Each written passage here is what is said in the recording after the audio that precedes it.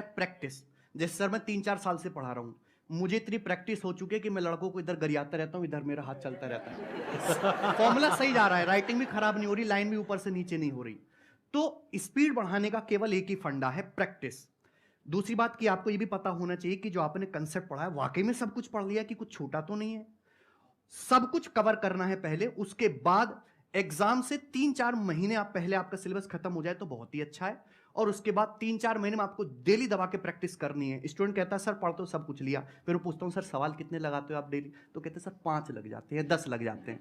मैंने कहा 5-10 से क्या हो रहा है, कम से कम 100 क्वेश्चंस आपके डेली पर डे होने चाहिए। और आप 3 महीने तक लगातार करोगे तो गारंटी है कि आपका जो है सिलेक्शन पक्का होगा। और sir one more question, table कैसे याद करें? टेबल याद टेबल मतलब क्या? जैसे पहाड़े सर। 2 2 4, 4 4 16, तो इसमें क्या बड़ी बात है? मेरे को आते हैं, बताओ कौन सा table?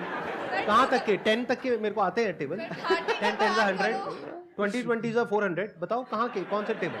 Sir 25 what table do you want? हाँ 25 8 था 200।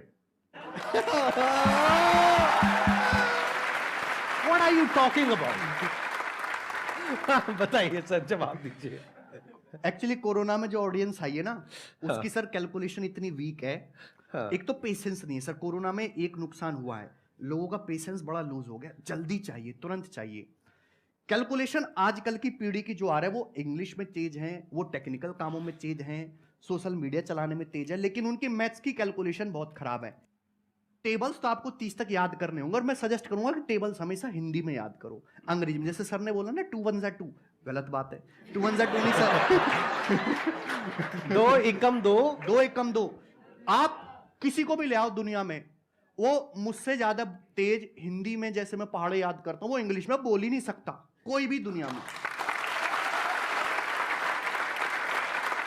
और जैसे मैं बचपन से पिताजी के परचूने की दुकान थी, तो लोग सामान लेने आते, 35 की चीनी, 40 का बूरा, 2 की साबुन और ये सब, तो मैं जल्दी जल्दी जोड़ता था, तो उससे मेरी कैलकुलेशन मजबूत होगी। तो कैसे कि बचपन की प्रैक्टिस है, वो बचपन से मेरे माइंड, सबकॉन्शियस माइंड में, थॉट में आता जा रहा है।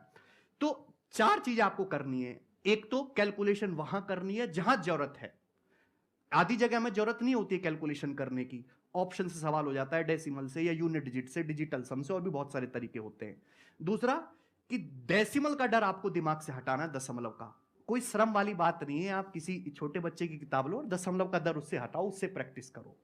दूसरा कि पहाड़े तो आपको 30 तक याद करने होंगे, इसमें कोई भी शॉर्टकट नहीं है, और हिंदी में याद करने।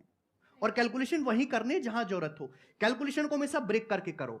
जैसे कि मैं आपसे कहूं 98 इंटू 7 क्या होता है, तो 98 की 7 में कभी गुणा मत करो। 98 को 100 - 2 लिख के 7 के पहले 100 में गुणा करो, 700, फिर 14 घटा लो आप, 686, इस हिसाब से।